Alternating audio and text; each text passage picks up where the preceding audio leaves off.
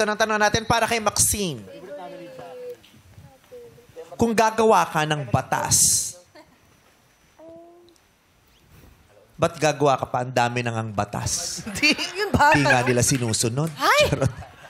Kung gagawa ka ng batas na magpaparusa sa mga nanggo-ghost sa relationship, ano ito? Una sa lahat, lagi ko pong sinasabi na meron palaging tamang paraan para magsabi ng goodbyes or ayoko na sa isang tao. Hindi tama yung basta ka lang mawawala kasi ayaw mo lang. It takes 3 seconds to compose a message. Kung gagawa ako ng batas para maparusahan yung mga taong nanggo-ghost, siguro ito yung hindi na sila makahanap ng taong para talaga sa kanila.